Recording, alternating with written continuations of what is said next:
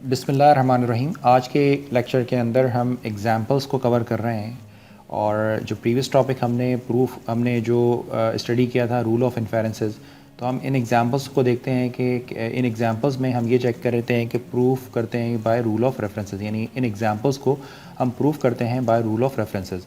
तो ये different examples है जिन एग्ज़ाम्पल्स को प्रूफ करने के लिए हम रूल ऑफ रेफरेंसेस को इन रूल ऑफ इन्फेरेंसेस को हम यूज़ कर रहे होंगे।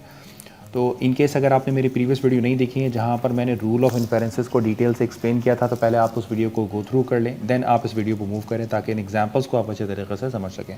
बहुत इंपॉर्टेंट एग्जांपल है, बहुत ध्यान से आपने देखना है। और इन केस अगर आपको मेरे लेक्चर्स अच्छे लगते हैं तो प्लीज़ लाइक ज़रूर करें, शेयर करें और चैनल को सब्सक्राइब ज़रूर कर लें। चलें अब अपने एग्जाम्पल्स को फॉर्मली स्टार्ट करते हैं। जो फर्स्ट एग्जाम्पल है उसमें कहा जाता है कि शो दैट दी हाइपोथेसिस, पहला हाइपोथेसिस है it is not sunny this afternoon and it is colder than yesterday. ठीक है जी, सिंपल से एग्जांपल है, सिंपल से इंग्लिश में बात की गई है, तो बिल्कुल भी मुश्किल नहीं है। तो आपसे कहते हैं कि it is not sunny this afternoon and it is colder than yesterday. जो आपका सेकंड प्रेमिसेस या सेकंड हाइपोथेसिस है वो आपसे कहते हैं कि we will go to the swimming if it is sunny. ठीक है जी। तो अभी आपसे पहली एग्जांपल में, पहली हाइपोथेसिस में कह रहे हैं कि it is not sunny this afternoon and it is colder than yesterday, यानी जो ये आफ्टरनून है ये सनी नहीं है और ये कल के मुकाबले में ज़्यादा ठंडा है। तो आप कहेंगे वी विल, जो सेकंड प्रेमिसेस है वो कहते हैं we will go to the swimming if it is sunny. अगर सनी होता है तो अगर अगर जो सनी डे होता है आपके पास तो देन आप स्विमिंग पर जाते हैं। If we do not if we do not swimming, if we do not go to the swimming, ये मैं इसको ज़रा इसको मेंशन कर लूँ। If we do not go to the swimming, अगर हम स्विमिंग पर नहीं जाते then we will take a trip, तो हम एक ट्रिप पर जाते हैं। Then we will take a trip, हम एक ट्रिप लेंगे। If we take a trip then we will be home by sunset, अगर हम ट्रिप करते हैं, ट्रिप पर जाते हैं तो हम सनसेट से पहले घर पर आ जाएंगे। तो अगर आपसे बोलता हूँ कि ये सारे प्रेमिसेस आपने लिखे हैं और इन सारे प्रेमिसेस से आप क्या कंक्लूजन ड्रॉ करेंगे, तो आप पहले इस वीडियो को पॉज कीजिएगा और फिर अपने कंक्लूजन आप ड्रॉ कीजिएगा, कोशिश कीजिएगा खुद ड्रॉ करें। हम इसको दोबारा से रीरीड करते हैं और चेक करते हैं कि क्या इससे कंक्लूजन बनता है। कंक्लूजन में बात की, प्रॉब्लम में बात ये की जाती है कि आपको पहले स्टेटमेंट में ये बताया गया है कि इस आफ्टरनून जो है वो सनी नहीं है, सनी डे नहीं है और वो जो है वो कल के मुकाबले में ज़्यादा ठंडक है। तो फिर वो कहते हैं कि फिर सेकंड में आपसे ये कहते हैं कि अगर हम जो है वो स्विमिंग पे चलेंगे, अगर सनी डे होगा तो स्विमिंग पे जाएंगे, ठीक है। और अगर हम स्विमिंग पर नहीं जाते तो किसी ट्रिप पर चलेंगे, और अगर हम ट्रिप पर जाएंगे तो ऑफ कोर्स कि जो है वो हम सनसेट से पहले वापस आ जाएंगे। तो वही कंक्लूजन क्या निकला, तो इन तमाम की तमाम बात का कंक्लूजन ये निकला कि हम सनसेट से पहले वापस आ जाएंगे। ठीक है जी। तो देखिए जी कंक्लूजन क्या लीड करता है, बिल्कुल ठीक कहा हमने, leads to the conclusion we will be home by sunset. ठीक है जी, तो we will be home by sunset, तो ये बेसिकली हमारा कंक्लूजन है। इन केस अगर आपका रॉन्ग कंक्लूजन में निकले तो कोई मुश्किल नहीं है आपके पास, आप उसको रूल ऑफ इन्फेरेंसेस से प्रूव कर उसका राइट कंक्लूजन फाइंड आउट कर सकते हैं। तो अब आपने क्या करना होगा, इसको मैथमेटिक्स में चेक कैसे करना होगा या इसके आर्गूमेंट की वैलिडिटी को चेक करने के लिए मेन स्टेप्स क्या होंगे आपके। पहला काम ये होगा कि translate the statement in the proposition logic, जो आपके पास स्टेटमेंट गिवन है उसको प्रोपोजिशन लॉजिक में चेंज करना होगा। सेकंड क्या होगा, right the formal proofs a sequence of step that stated hypothesis और apply rule of inferences to provide the previous steps. तो आपने करना क्या होगा, आपने इसका लिखना होगा, फॉर्मल प्रूफ लिखना होगा। अब फॉर्मल प्रूफ को लिखने के लिए आपको नीड होती है sequence of step that stated hypothesis, उन सीक्वेंस ऑफ स्टेप की ज़रूरत होगी जो हाइपोथेसिस को स्टेट करते हैं। कैसे, अभी मैं आपको एक्सप्लेन करता हूँ। या apply rule of inferences to provide the previous step, या आपको रूल ऑफ इन्फेरेंसेस को अप्लाई करना होगा टू प्रोवाइड प्रीवियस स्टेप। हर प्रीवियस स्टेप के अंदर आपने रूल ऑफ इन्फेरेंसेस लगाना होगा। कैसे लगाना होगा, ये सारी बातें मैं आज की क्लास के अंदर आपको डिटेल से बताने वाला हूँ। चलिए जी, तो सबसे पहला काम ये करते हैं कि प्रोपोजिशनल वेरिएबल्स जो हैं इनको चूज़ करते हैं। अब प्रोपोजिशनल वेरिएबल्स को चूज़ करने के लिए आपने करना क्या होगा, आपने सिंपली ये करना होगा कि इस स्टेटमेंट के अंदर जो आपके पास डिफरेंट, मैं यहाँ पर चले मेंशन भी करता जाता हूँ जी, जो डिफरेंट सेंटेंसेस हैं उनको आप अपनी प्रोपोजिशन बनाते जाएं। मिसाल के तौर पर जो पहली आपके पास प्रोपोजिशन हो सकती है, इसमें आपसे कहते हैं कि इट इज़, सॉरी, पहली प्रोपोजिशन हो सकती है कि it is not sunny this afternoon and it is colder than yesterday, we will go to the swimming if it is sunny. तो यहाँ पर सनी की बात हो रही है और यहाँ पर हो रहा है इट इज़ नॉट सनी। तो बेसिकली हम इसका अफर्मेटिव सेंटेंस को सनी को हम एक प्रोपोजिशन मांग लेते हैं और जब हम इसको निगेट करेंगे तो ऑटोमेटिकली ये सेंटेंस हमारे पास बन जाएगा। ठीक है जी। तो हमने मिसाल के तौर पर ये सपोज़ कर लिया इफ़ इट इज़ सनी, इसको पहले भी लिख सकते हैं कि if it is sunny then we will go to the swimming, ऐसे भी लिख सकते हैं। तो सपोज़ कीजिए कि ये जो आपके पास एक प्रोपोजिशन बी आपने इसको सपोज़ कर ली, ठीक है जी, ज़रा डिफरेंट थी तो आपने इसको इस तरह लिख लिया। ठीक है, या आप इसको यूँ भी आप इसको लिख सकते हैं कि मिसाल के तौर पर चूँकि आपके पास एक स्टेटमेंट ऐसी है जो नेगेट भी हो रही है और एक स्टेटमेंट सेम स्टेटमेंट अफर्मेटिव भी है, तो आप यूँ समझें कि जो नेगेशन वाली स्टेटमेंट है, इस स्टेटमेंट को आप जो है वो इसकी अफर्मेटिव फॉर्म यानी पॉजिटिव फॉर्म को आप पी सपोज कर लें। तो ये आपके पास आ गया पी, पहली बात हो गई। फिर वो कहते हैं कि it is colder than yesterday, चूँकि ये भी एक डिफरेंट आपके पास सेंटेंस है, डिक्लेरेटिव सेंटेंस है, तो उसको आपने क्यों सपोज कर लिया। ठीक है जी, इस तरीके से आप सपोज कर दिया। फिर उसके बाद कहते हैं कि we will go to the swimming, of course कि ये भी एक न्यू सेंटेंस है, तो इसको P Q and R suppose कर लें। इसके बाद वो कहते हैं कि if we do not go to swimming, तो स्विमिंग तो हो चुकी है, तो स्विमिंग को अब छोड़ दें। Then we will take a trip, तो हम क्या करने वाले हैं, एक ट्रिप करने वाले हैं। Then we will take a trip, तो ये जो ट्रिप वाली बात है इसको आपने सपोज़ कर लेना है, क्या ऐसे सपोज़ कर लिया आपने। अच्छा जी, फिर वो कहते हैं कि if we take a trip, trip वाली बात हो चुकी है। Then we will be home by sunset, तो ये आपने जो है ना उसको आपने सनसेट वाली ये डिफरेंट है, तो उसको P Q R S T suppose कर लिया। और फाइनली आपके पास कंक्लूजन क्या निकला, कंक्लूजन ये निकला we will be home by sunset, और सनसेट वाली बात जो है वो टी में है, तो ये आपका हो जाएगा बेसिकली ऑपोजिट टी। ठीक है जी। तो इस तरीके से जितने भी आपके पास डिफरेंट स्टेटमेंट्स होती हैं, उन डिफरेंट स्टेटमेंट्स को आप जो है वो प्रोपोजिशनल वेरिएबल्स बना सकते हैं। मिसाल के तौर पर पी आपने सपोज किया it is Sunny this afternoon, ठीक है जी, इस स्क्रीन को स्क्रॉल कर आप देख भी लीजिएगा। सेकंड आपके पास आपने एक प्रोपोजिशन सपोज की है कि it is colder than yesterday, ये आपके पास सारे प्रोपोजिशनल वेरिएबल हैं। थर्ड आपने एक प्रोपोजिशन आर जो ली है वो है we will go to the swimming. फिर उसके बाद आपने एस सपोज की we will take a trip, और टी आपने सपोज किया we will be home by sunset. ठीक है जी। तो ये सारी बातें आपने प्रोपोजिशनल वेरिएबल्स आपने सपोज कर लिए। अब आपने क्या करना है कि इनको प्रोपोजिशनल लॉजिक के अंदर चेंज करना है। तो भाई ये प्रोपोजिशनल लॉजिक के अंदर किस तरीके से चेंज होंगी, ऊपर आपने एक एक स्टेटमेंट को अच्छे तरीके से रीड करना है और आपने बताना है कि तो पहले आप स्क्रीन को स्क्रॉल करें और फर्स्ट स्टेटमेंट पढ़ें। तो फर्स्ट स्टेटमेंट में आपसे कहते हैं कि if it is not sunny, not sunny this afternoon and it is colder than yesterday. तो नॉट सनी, सनी आपके लिए प्रोपोजिशन पी में मौजूद था, तो आप कह रहे हैं कि नॉट सनी, तो इट मीन्स ये बन जाएगा निगेशन, सॉरी ये आपके पास आ जाएगा निगेशन पी। कहते हैं it is not sunny this afternoon and it is colder than yesterday, और चूँकि एंड ऑपरेटर अप्लाई किया गया एंड, और कोल्डर देन यस्टरडे वाला जो स्टेटमेंट थी वो है क्यू के लिए, तो जो फर्स्ट हाइपोथेसिस है वो आ जाएगा negation P and Q, right. अच्छा जी, सेकंड में आपसे कहते हैं कि we will go to the swimming if it is sunny, यानी if it is sunny then we will go to the swimming, इसको यूँ भी लिख सकते हैं। तो सनी वाला जो आर्गूमेंट है वो किस में बोला गया है आपसे, जो है जी वो कहते हैं we will go to the swimming if it is sunny, तो ये बन जाएगा जी, पहला है स्विमिंग वाला ऑप्शन। तो वो कहते हैं वी विल स्विमिंग जो है we will go to the swimming, ये है बेसिकली आर में, आर इम्प्लाइज, यानी जैसा भी सेंटेंस आपके पास गिवन है उसको ऐसे ही लिखना है। कहते हैं कि we will go to the swimming only if it is sunny, और सनी वाला जो आर्गूमेंट है वो पी है, तो आपने इसको लिखना है आर इम्प्लाइज पी। ठीक है जी, इसके सीक्वेंस को चेंज नहीं करना, जैसे सीक्वेंस आपके पास मौजूद है उसको उसी सीक्वेंस में आप लिख लें। अच्छा जी, थर्ड आपके पास स्टेटमेंट क्या है, थर्ड में आपसे कहते हैं कि if we do not go to the swimming then we will take a trip. If we do not go to the swimming, जो स्विमिंग के लिए हमने हाइपोथेसिस यूज़ किया था वो हाइपोथेसिस था आर, तो बेसिकली आप क्या कर रहे हैं, नेगेट कर रहे हैं आर को। आप यहाँ पर जो है वो आर को आपने निगेट कर दिया और आप फिर उसको एम्प्लाइज कर रहे हैं किसके लिए, एस के लिए। क्यों, क्योंकि एस जो है वो आपके पास क्या है, then we will take a trip. और फिर जो लास्ट हाइपोथेसिस है यानी लास्ट सेंटेंस है वो क्या है, if we take a trip then we will be home by sunset, तो it means if we take a trip, trip के लिए S, then we will home by sunset, right.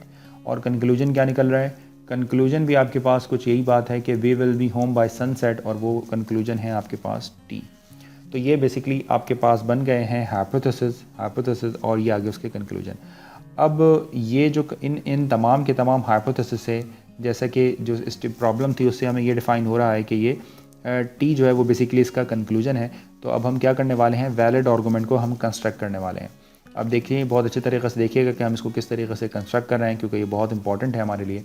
तो यहाँ पर हम दो चीज़ों को पहले डिफ़ाइन करते हैं जिन चीज़ों की ज़रूरत है। वो ये कि यहाँ पर मैं अपने तमाम के तमाम स्टेप्स को बताने वाला हूँ और यहाँ पर मैं इसके रीज़न्स दूँगा, जिस तरह आप थ्योरम्स को प्रूव करते हुए लिखा करते थे।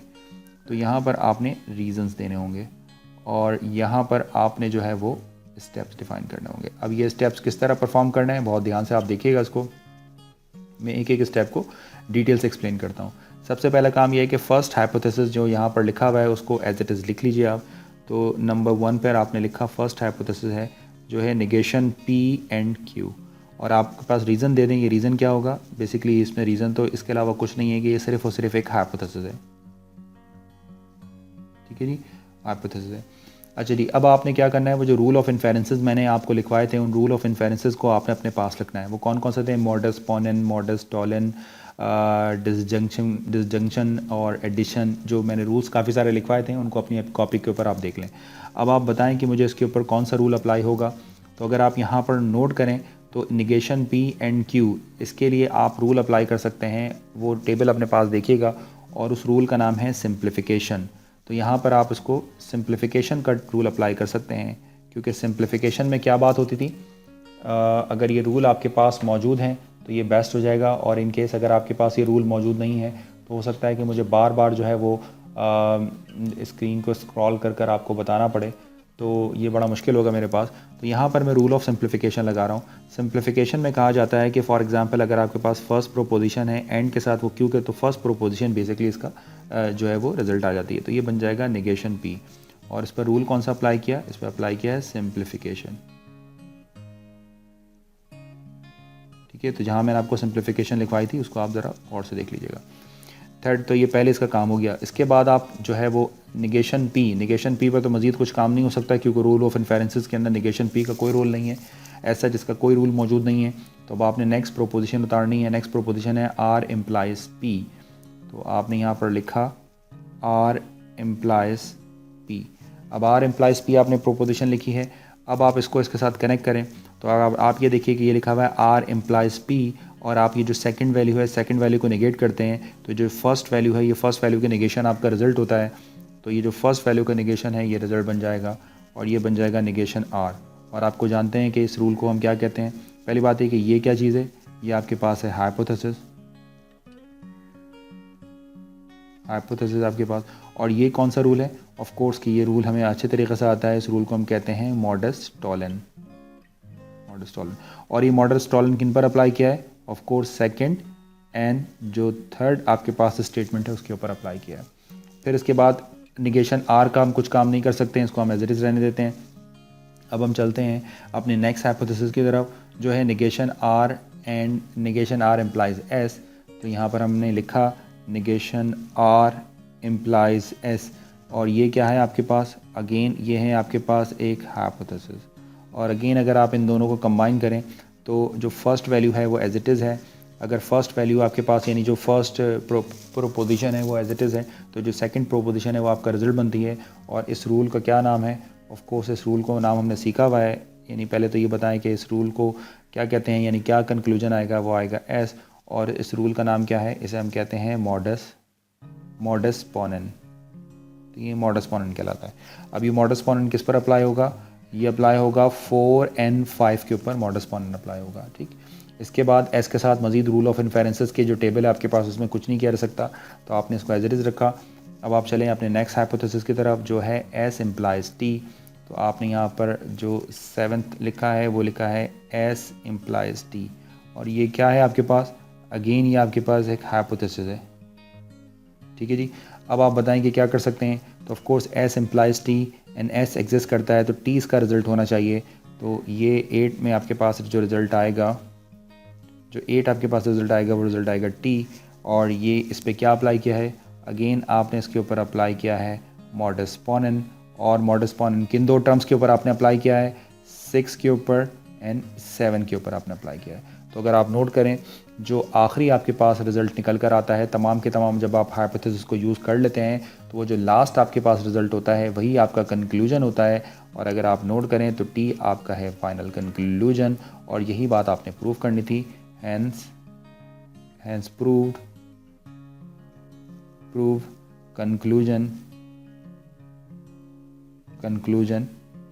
Is T. तो यहाँ पर आपने ये बात प्रूव कर ली कि जो आपका कंक्लूजन है वो बेसिकली कंक्लूजन टी के इक्वल है। ठीक है, तो उम्मीद है कि आपको ये पॉइंट अच्छे तरीके से समझ आ गया होगा। चलिए जी ज़रा नेक्स्ट एग्जांपल की तरफ चलते हैं। नेक्स्ट एग्जांपल आपके पास है, इसी तरह की एक एग्जांपल है, कहते हैं कि show that the hypothesis if you send me an email message then I will finish writing the program. अगर आप मुझे ईमेल मैसेज सेंड करते हैं तो मैं प्रोग्राम लिखना बंद कर दूंगा। इट मीन्स कि अगर आप ईमेल मैसेज सेंड नहीं करते तो प्रोग्राम को कंटिन्यूसली या तो लिख रहा हूँगा। और सेकंड ये कहते हैं आपसे कि if you do not send me an email message then I will go to the sleep early. अच्छा जी, अगर आप मुझे ईमेल मैसेज सेंड करते हैं तो मैं प्रोग्राम को लिखना बंद कर दूंगा, और अगर आप ईमेल मैसेज मुझे लिखना सेंड नहीं करते हैं then I will go to sleep early, मैं जल्दी सोने के लिए चला जाऊँगा। If I go to sleep early then I will wake up refresh, और मैं अगर जल्दी सोने चला जाऊँगा तो I will wake up refresh.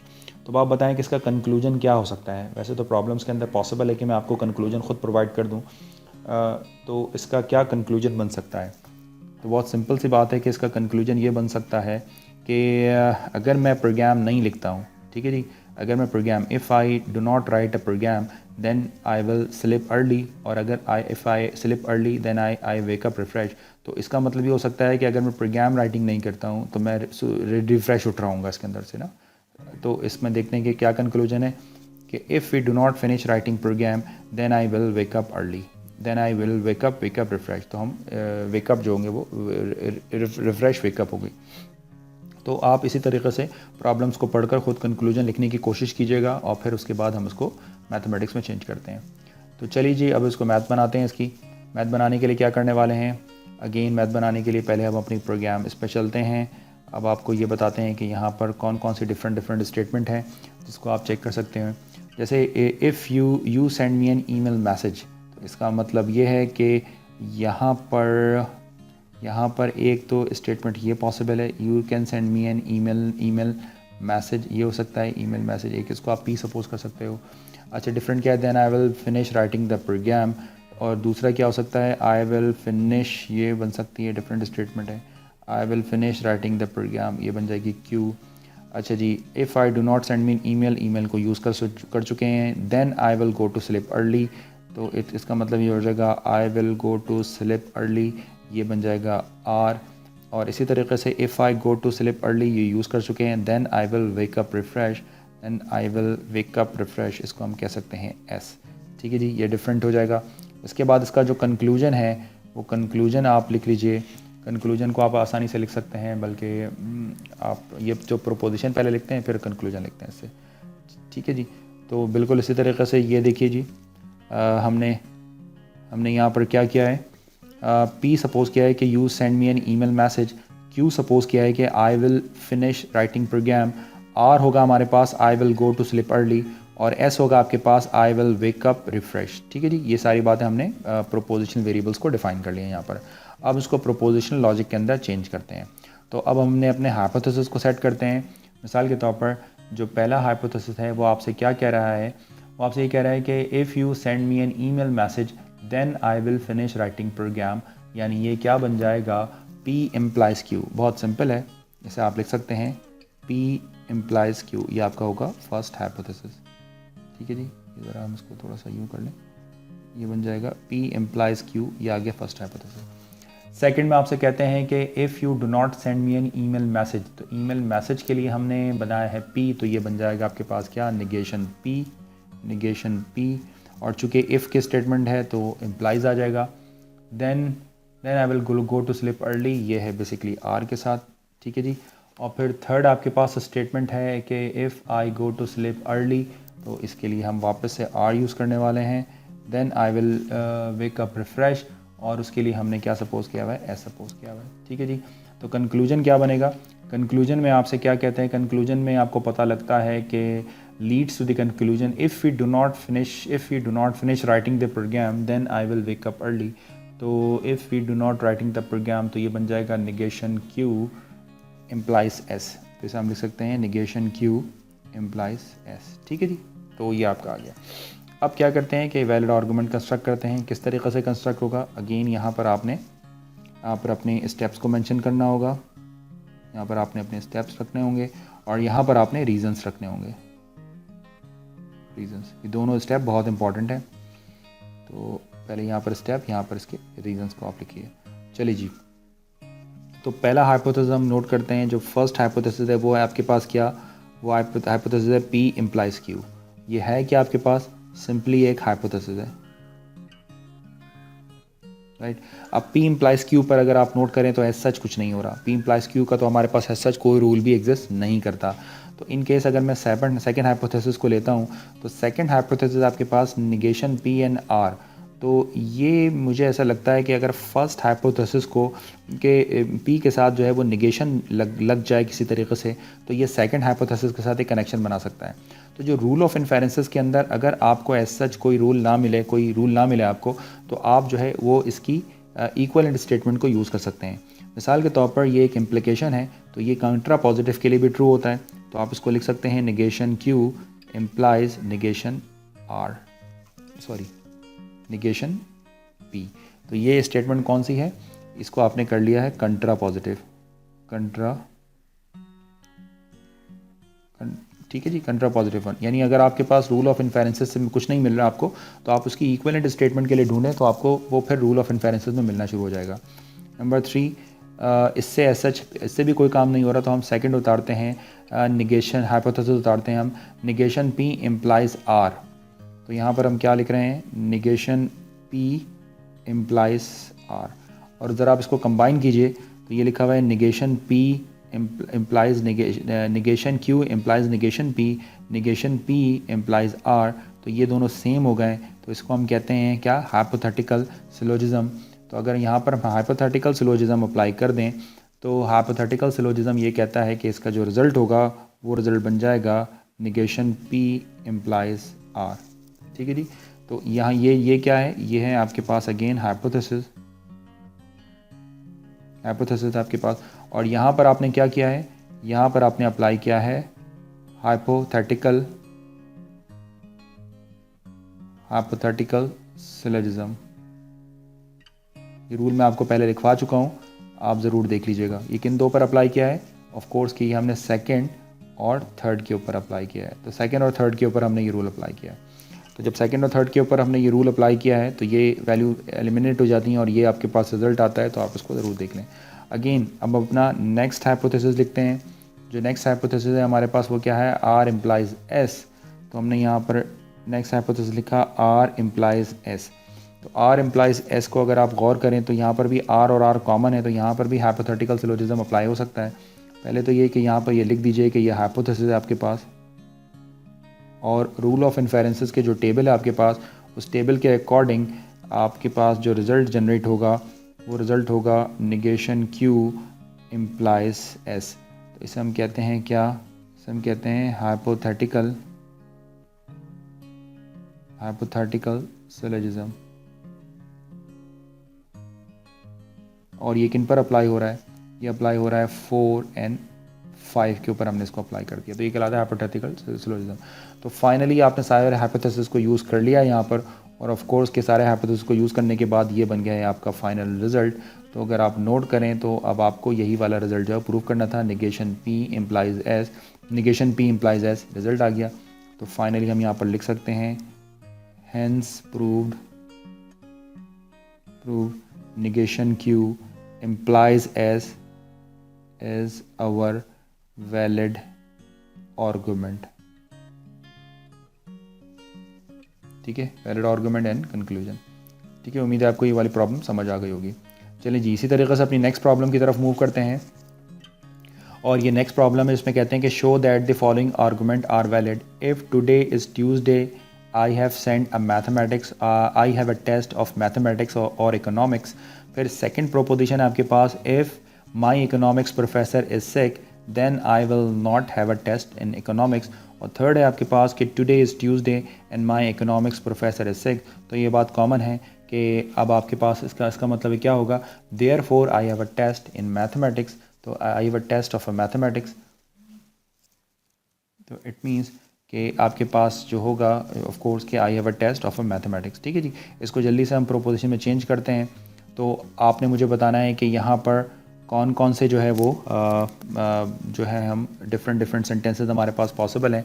अब मिसाल के तौर पर एक हो सकता है कि टुडे इज़ ट्यूसडे, इसको हम पी सपोज कर लेते हैं, और फिर हो सकता है I have a test in mathematics, ये हम क्यू ले लेते हैं, और फिर my economics professor is sick, इसको भी हम एक मैथ, अच्छा ये दो बातें हो रही हैं यहाँ पर, I have a test of a mathematics और इकोनॉमिक्स, तो एक हम आर, ये इसको मैथमेटिक्स और इकोनॉमिक्स वाले को हम जो है वो आर सपोज कर लेते हैं। If my economics professor is sick, ये इसको हम एस सपोज कर लेते हैं। I will have a test of economics, हो चुका है ये बात। टुडे इज़ ट्यूसडे, ये भी हो चुका है। And my economics professor is six, ये भी हम हो चुका है। तो इट मीन्स कि यहाँ पर 4 डिफरेंट प्रोपोजिशन बनेंगी। तो यहाँ पर प्रोपोजिशनल वेरिएबल्स आपने बना ली, पी बना लिया टुडे इज़ ट्यूसडे, ठीक है जी। क्यू आपने फॉर्म कर लिया, I have a test of a mathematics. R हमने बना लिया, चूँकि वहाँ पर और का सिंबल लगा हुआ था, तो आर हमने लिया है I have a test of economics, और एस हमने बना लिया है my economics professor is sick, ठीक है जी। अब हम इसको क्या करने वाले हैं, ट्रांसलेट करने वाले हैं इनटू प्रोपोजिशनल लॉजिक के अंदर। तो जब हम प्रोपोजिशनल लॉजिक के अंदर हम इसको ट्रांसलेट करेंगे, तो जो आपके पास फर्स्ट है वो कहते हैं कि इफ़ टुडे इज़ ट्यूसडे, पहले तो इफ़ और देन है, तो इट मीन्स कि यहाँ पर इम्प्लिकेशन यूज़ होने वाली है।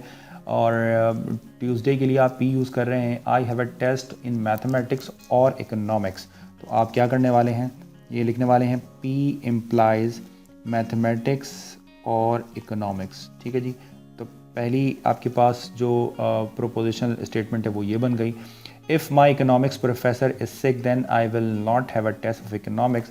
वो कहते हैं कि economics professor is sick, if then I will not, negate कर दें आप आर को, क्योंकि आर है I have a test in economics, तो वो निगेट हो जाएगा, I will not have a test in economics. और थर्ड क्या हो जाएगा आपके पास, फिर है today is Tuesday and my economics professor is सिक, तो टुडे इज़ ट्यूसडे यानी टुडे ट्यूसडे के लिए पी है, and my economics professor is सिक, वो माई इकोनॉमिक्स प्रोफेसर इज सिक्स के लिए प्रोपोजिशन है आपके पास एस। तो आपका कंक्लूजन क्या निकला, कंक्लूजन ये निकला therefore I have a test of a mathematics, तो वो आ जाएगा आपका रिजल्ट क्यू, क्यू आपका रिजल्ट आना चाहिए। चलिए जी, इसको हम सीरीज़ ऑफ स्टेप्स इसके फॉर्म करते हैं और देखते हैं कि हमारे पास इसका क्या रिज़ल्ट होगा। तो ये आपके आ गए स्टेप्स, और यहाँ पर आपने देने हैं रीजंस, ठीक है। तो ये पूरी एक मैथमेटिकल गेम की तरह है, आप अगर समझ जाते हैं तो मशीन बेसिकली, यानी जो कंप्यूटर मशीन है बेसिकली, वो आपको इसी तरीके से आर्गुमेंट को वैलिड या इनवैलिड कंसिडर करती है। तो जो पहला आपके पास प्रोपोजिशन है, पहले आप उसको लिख लीजिए, ये है पी एंड एस, ठीक है जी। ये देखिए लिखा हुआ है जो आपके पास, सॉरी इसको यूँ लिख लेते हैं, अच्छा जी, ये थोड़ा सा आप एक बात आप यहाँ पर ज़रा गौर करें, ये जी। तो इसमें एक बात मैं आपको और यहाँ पर बताता चलूँ कि इसके लिए कोई कंपलसरी नहीं है कि आप पहली प्रोपोजिशन को ही एज अ सीक्वेंस आप यूज़ करें। आप देखें कि कौन सा आपके लिए ज़्यादा सूटेबल है या जिससे आप अच्छा रिजल्ट निकाल सकते हैं पहले, तो आप उसको भी यूज़ कर सकते हैं। मिसाल के तौर पर अगर मैं फर्स्ट प्रोपोजिशन यहाँ पर ले रहा हूँ पी एंड एस, तो देखते हैं कि क्या होता है। तो पी एंड एस मैंने अपनी फर्स्ट हाइपोथेसिस ले ली है यहाँ पर, ठीक है। तो इनमें से कोई सी भी हाइपोथेसिस पहले ले सकते हैं। अब पी एंड एस के ऊपर हम क्या काम करें, यकीनन एक रूल है हमारे पास पी एंड एस के लिए, उसे हम कहते हैं सिंप्लीफिकेशन। तो इसका जो रिजल्ट आएगा वो पी आ जाएगा, इसे हम कहते हैं सिंप्लीफिकेशन। सिंप्लीफिकेशन यानी वन को आपने सिंप्लीफाई किया, राइट। सेकंड आपके पास क्या होगा, फिर आप जो है वो नेक्स्ट थोड़ा सा और, अच्छा सिंप्लीफिकेशन में दो रिजल्ट्स हो सकते हैं ना, सिंप्लीफिकेशन में पी एंड एस है आपके पास, तो इसका आंसर पी भी आ सकता है और नेक्स्ट इसका आंसर एस भी आ सकता है। तो आप चाहें तो ये लिखने देख लेंगे कि कौन सा हमें यूज़ करना है। सिंप्लीफिकेशन ही यहाँ पर आपने किया है वन के लिए, ठीक है जी। फिर आपने जब इसका काम हो जाए तो आप अपना नेक्स्ट हाइपोथेसिस कॉपी कर लें, वो है एस इम्प्लाइज निगेशन आर। तो 4 आपने करा S implies negation R, S implies negation R. तो अब आप नोट करें कि एस इम्प्लाइज निगेशन आर, ये इन दोनों से कनेक्ट हो जाएगा, तो इससे कनेक्ट होगा तो निगेशन आर इसका रिजल्ट होगा। तो ये आपके पास 4 पे क्या है, इसे हम कहते हैं हाइपोथेसिस, ठीक है जी। और जो 5th आपके पास होगा उससे क्या रिज़ल्ट जनरेट होगा, इससे रिज़ल्ट जनरेट होगा निगेशन आर। और ये रूल आपके पास कौन सा कहलाता है, ऑफ कोर्स का एक बहुत ही फेमस रूल है, जैसे हम कहते हैं मॉडस पोनेन। और मॉडस पोनेन किस पर अप्लाई हुआ है, 3 and 4 के ऊपर मॉडस पोनेन अप्लाई कर दिया आपने, ठीक है जी। एंड देन 6 आपने फिर क्या करना है, अगेन आपने नेक्स्ट हाइपोथेसिस जो वो सबसे आखिरी है, वो P इम्प्लाइज Q और R को आपने यहाँ पर लिखना है। तो ये बन जाएगा P इम्प्लाइज Q और R, ठीक है जी। और अगर आप यहाँ पर नोट करें तो यहाँ पर कोई और रूल आप क्या इसका आंसर बता सकते हैं, यानी इस पर क्या आपका आंसर, यानी ये क्या है आपके पास। तो इसमें थोड़ा सा कभी कभी सोचना भी होता है। ये है आपके पास है hypothesis, basically P implies Q और R, ये है बेसिकली आपके पास हाइपोथेसिस। अब आप इसको किस तरीके से लिख सकते हैं, तो इसको थोड़ा सा आपने सोचना होगा। यहाँ पर आप वीडियो को पॉज कर थोड़ा सा सोचें और मुझे बताएं कि आपका जो नेक्स्ट स्टेप है वो क्या होगा यहाँ पर। तो ये एक बहुत इम्पॉर्टेंट है कि अब आप यहाँ पर क्या लिखने वाले हैं अपने नेक्स्ट स्टेप को। जी जनाब, तो ये लिखा हुआ है P इम्प्लाइज Q और R। तो यहाँ पर लिखा हुआ है Q और R, और जी थोड़ा सा सोचें।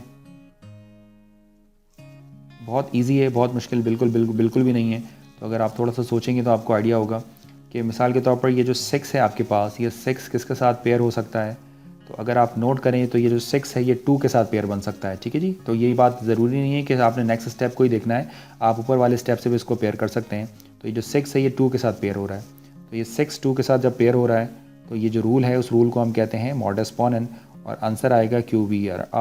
तो यहाँ पर आपने रूल लगाया, इसे हम कहते हैं मॉडस पोनेन। और ये किस पर अप्लाई किया गया है, 6 पर एंड 2 पर आपने इसको अप्लाई किया है। तो 6 एंड 2 पर आपने इसको अप्लाई कर दिया, ठीक है जी। अच्छा, ये बेसिकली आपको पहले से पता है कि Q V और R, यानी Q और R जो है इसको R और Q भी लिख सकते हैं, क्योंकि ये एक बेसिकली रिज़ल्ट भी है, यानी सिमेट्रिक भी होते हैं। और अब आप क्या करने वाले हैं, इसको फर्दर सिंप्लीफाई कर क्या आंसर लिखने वाले हैं। तो आपके पास जो है वो R और Q, इसके लिए आप रूल यूज़ कर सकते हैं, इसका जो आंसर होगा वो Q के इक्वल होगा। और ये एक रूल है जिसे हम कहते हैं डिसजंक्टिव सिलोजिज्म, ठीक है जी। ये आपने अप्लाई किया किसके ऊपर, 7 के ऊपर अप्लाई किया, और आपने अप्लाई किया एंड 5 के ऊपर अप्लाई किया, 7 और 5 के ऊपर। तो बेस्ट ये है कि आप पहले उन रूल्स को अच्छे तरीके से उस टेबल को अपने पास रखें, तो आपको कंफर्म हो जाएगा ये बात कि आपने ये 7 के ऊपर अप्लाई किया और आपने ये 5 के ऊपर अप्लाई किया। तो यहाँ पर R है, ये निगेशन R है, तो ये Q बेसिकली इसका रिजल्ट होगा, इसे हम कहते हैं डिसजंक्शन सिलोगिज्म, ठीक है जी। तो इस तरीके से आपने फाइनली सारे के सारे हाइपोथेसिस को अपने पास यूज़ कर लिया है।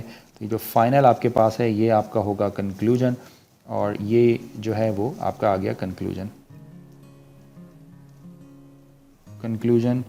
Q hence proved. तो इस तरीके से ये आपका कंक्लूजन निकला है, और इस तरीके से आपने ये रिज़ल्ट को प्रूव कर लिया यहाँ पर। तो उम्मीद है कि आपको ये सारे लेक्चर्स अच्छी तरीके से समझ आ गए होंगे। अच्छा, अगर आप चाहें तो इसको एक और तरीके से भी सिंप्लीफाई कर सकते हैं। मैं थोड़ा सा आपको और एक्सप्लेन कर देता हूँ यहाँ पर। another वे टू सॉल्व, आप मतलब ये कि एक चीज़ को परफॉर्म करने के आपको पता है कि कई सारे ऑप्शंस होते हैं, तो आप चाहें तो उसको इस तरीके से भी परफॉर्म कर सकते हैं। फॉर एग्ज़ाम्पल मैं इसको येलो से करता हूँ। उसमें तरीका ये होता है कि आप तमाम के तमाम जो हाइपोथेसिस हैं उनको पहले लिख लीजिए। For example P implies Q और R, ये जो हाइपोथेसिस है इसको भी आप लिख लें, ठीक है जी। इसी तरीके से जो सेकंड हाइपोथेसिस आपके पास S इम्प्लाइज निगेशन R, इसको भी आप लिख लें, ठीक है। इसी तरीके से जो थर्ड है आपके पास P एंड S, इसको भी आप पहले लिख लें हाइपोथेसिस, ठीक है। ये तीनों हाइपोथेसिस आपने पहले लिख लिए हैं। अब आप 4 में अब आप ये देखें कि किन को आप कंबाइन कर क्या रिज़ल्ट निकाल सकते हैं। ठीक है जी, तो ये अब आपने ख़ुद सोचना है कि 4th के लिए आप क्या करने वाले हैं। मिसाल के तौर पर P एंड E इनको अगर सिंप्लीफाई करें तो यहाँ पर आप लिख लीजिए P और यहाँ पर लिख लीजिए सिंप्लीफिकेशन किसको सिंप्लीफाई कर रहे हैं, 3 को सिंप्लीफाई कर रहे हैं, राइट। इसी तरीके से मज़ीद क्या कर सकते हैं आप, इसी को सिंप्लीफाई करें तो ऐसे एक और रिज़ल्ट आएगा। तो यहाँ पर आप लिख सकते हैं सिंप्लीफिकेशन और ये हो जाएगा आपके पास अगेन 3 को सिंप्लीफाई किया है। इसी तरीके से अगर आप नोट करें तो अब आपको यहाँ पर P मिल जाता है और यहाँ पर भी P अब एग्जिस्ट करता है। तो ये आप इसमें मॉडस एक्सपोनेंट अप्लाई कर सकते हैं और इसका जो रिज़ल्ट होगा वो होगा QVNR और ये बराबर होता है R और Q। और यहाँ पर आपने क्या किया है, ऑफ कोर्स यहाँ पर आपने अप्लाई किया है मॉडस एक्सपोनेंट 4n1 पर अप्लाई किया है। इसी तरीके से जो 7 आपके पास है, मज़ीद अगर आप देखें इसको कैसे सिंप्लीफाई करने वाले हैं तो ये R और V और यहाँ पर आपके पास जो है वो कौन सा रिज़ल्ट है 7 के अंदर, ये अगर आप जो है एक बात और ध्यान से आप देखिएगा, फॉर एग्ज़ाम्पल ये S है और ये S है, अगर इनको कंबाइन करते हैं तो ये आपके पास आ जाएगा नेगेशन R बन जाएगा। और अगेन ये जो रूल है ये रूल कहलाता है मॉडस एक्सपोनेंट और ये किस पर अप्लाई किया है 5n2 पर अप्लाई किया है। और इसी तरीके से अगर आप नोट करें तो इन दोनों को जब आप सिंप्लीफाई करेंगे तो इस पर एक और रूल आप अप्लाई कर सकते हैं, इसको हम कहते हैं डिसजंक्टिव या डिसजंक्शन, जो भी आप कहना चाहें। तो ये डिसजंक्शन सिलोगिज्म अप्लाई करेंगे तो आंसर हो जाएगा Q। इसे आप कहते हैं डिसजंक्टिव सिलोगिज्म और ये आपने अप्लाई किया है 6 और 7 के ऊपर। तो इस तरीके से ये जो Q है ये आपका फाइनल रिज़ल्ट होगा और इसी तरीके से आप अपने रिज़ल्ट को प्रूव कर सकते हैं, हैंस प्रूव्ड। ठीक है जी, तो इस तरीके से आप जो है वो रूल ऑफ हाइपोथेसिस अप्लाई कर सकते हैं। तो उम्मीद है कि ये पॉइंट आपको अच्छे तरीके से क्लियर हो गया होगा। सिमिलरली ये एक एग्ज़ाम्पल है आपके लिए, आप इसको ख़ुद ट्राई कीजिएगा और इन केस अगर ये एग्ज़ाम्पल आपको ना समझ में आए तो फिर आप जो है वो मेरी नेक्स्ट वीडियो देख लीजिएगा जिसके अंदर इन एग्ज़ाम्पल्स को मैंने सॉल्व किया हुआ होगा। चलें, चूँकि लेक्चर का साइज़ जो है वो कुछ बड़ा, चले मैं एक और एग्ज़ाम्पल आपके साथ डिस्कस कर लेता हूँ। लेक्चर ऑफ कोर्स के थोड़ा सा लेंथी ज़रूर हो गया, लेकिन ज़्यादा से ज़्यादा एग्जांपल्स करने का फ़ायदा ये हो सकता है कि आपको कॉन्सेप्ट अच्छे तरीके से समझ आ जाएंगे। एग्जांपल नंबर 4 देखिए, कहते हैं कि show that the following argument is valid. कहते हैं कि if Ali is a liar then he is ambitious. If Ali is an early riser, सुबह जल्दी उठता है, then he doesn't like banana, तो उसका मतलब है वो बनाना को लाइक नहीं करता। और फिर उसके बाद ये है कि if Ali is ambitious and he is early riser, ambitious भी है और अर्ली राइज़र भी है, तो बात बहुत सिंपल हो गया कि अली लायर भी होगा and he does not like banana, और उसको बनाना भी पसंद नहीं होगी। ये बेसिकली इसके कंक्लूजन हो गया। ठीक है, तो प्रॉब्लम को पढ़कर आप ज़रा जल्दी जो है वो इन सारी चीज़ों को समझ जाइएगा। अब क्या करना है, हमें अपने हाइपोथेसिस सेट करना है। तो हाइपोथेसिस हमने यहाँ पर सेट कर लिए हैं, वो ये है हमारे hypothesis. For example, if Ali is a lawyer then he is ambitious, if Ali is an early riser then he does not like bananas। ये इडलीज मैंने लिख दी है यहाँ पर, बनाना कर लें इसको आप। ठीक है जी, इसी तरीके से यहाँ भी बनाना आ जाएगा। ठीक है, अच्छा जी, इसका मतलब ये हो गया कि ये वही अगेन वो प्रॉब्लम है, उसको आप चाहें तो इस तरह हाइपोथेसिस में ब्रेक कर ले, लेकिन हमारा काम जो मेनली स्टार्ट होता है वो स्टार्ट होता है आपके प्रोपोजिशनल वेरिएबल से। तो हमने L सपोज कर लिया Ali is a lawyer, A suppose कर लिया Ali is ambitious, E suppose कर लिया अली इज़ अर्ली राइजर, और I सपोज कर लिया अली लाइक इडलीज और बनानाज।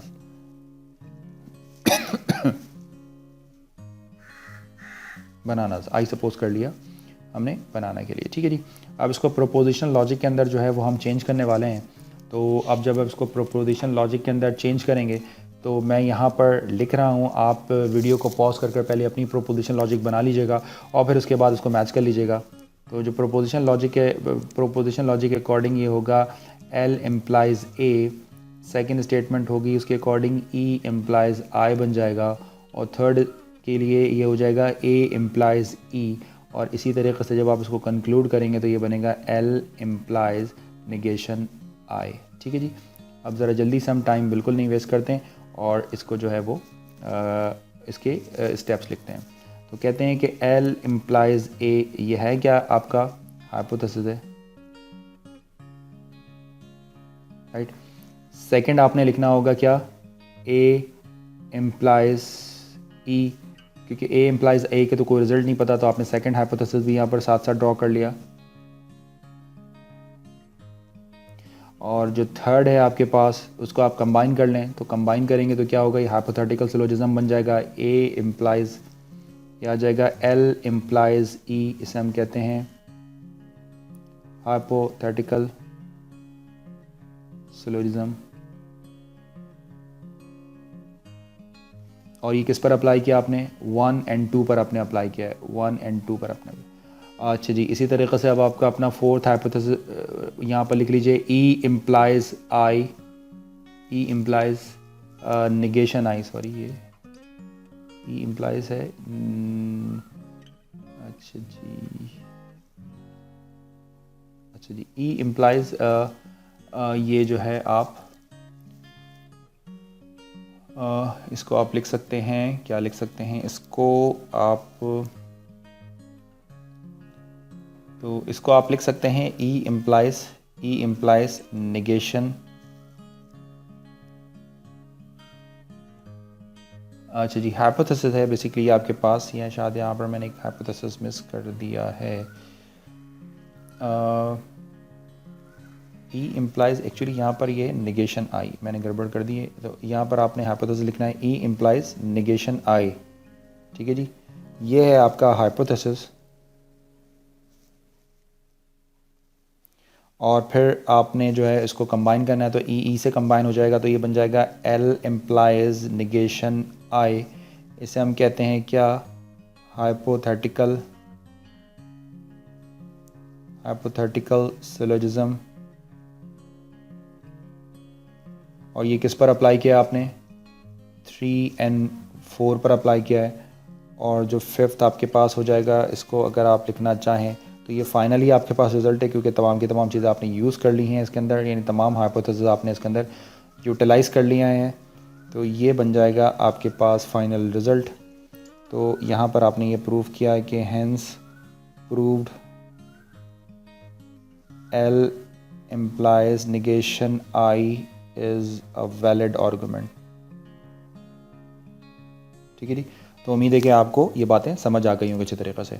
सिमिलरली एक और एग्ज़ाम्पल है, वो एग्ज़ाम्पल अब आपके लिए है। इस एग्ज़ाम्पल को आप जो है वो अपने पास, मैं यहाँ पर स्क्रीन स्क्रॉल कर दी मैंने, ये आपने एग्ज़ाम्पल नोट करनी है। इस एग्ज़ाम्पल को ख़ुद ट्राई करना है, ट्राई इट योरसेल्फ। ये एग्ज़ाम्पल आपने ख़ुद देखनी है, और इनकेस अगर कोई प्रॉब्लम हो तो मुझसे ज़रूर डिस्कस करना है। Example number 5। इसी तरीके से यहाँ पर ये एग्ज़ाम्पल नंबर 6 है। इस एग्ज़ाम्पल नंबर 6 को भी आपने ख़ुद स्टडी करना है और ख़ुद ट्राई करना है, ट्राई इट योरसेल्फ, क्योंकि जितनी आप स्टडी करेंगे आपके कॉन्सेप्ट उतने अच्छे हो जाएंगे। और इसी तरीके से एक लास्ट एग्ज़ाम्पल है, एग्ज़ाम्पल नंबर 7। ये जो तीनों एग्ज़ाम्पल्स हैं, ये एग्ज़ाम्पल्स आपने ख़ुद ट्राई करनी है, ट्राई इट योरसेल्फ, ठीक है।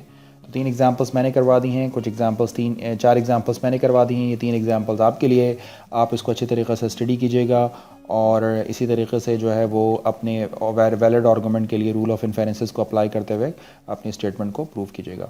तो उम्मीद है कि आपको आज का लेक्चर अच्छे तरीके से क्लियर हो गया होगा। इन केस अगर कोई भी क्वेरी हो, आपको नहीं समझ आया, तो मुझसे ज़रूर डिस्कस कीजिए। व्हाट्सएप पर मुझे फॉलो कर लें, या जिस भी या तो मुझे फेसबुक पर आप ज्वाइन कर सकते हैं। तो प्लीज़ लाइक करें, शेयर करें और अपने कमेंट ज़रूर करें। Thanks for watching this video. Allah हाफ़िज़।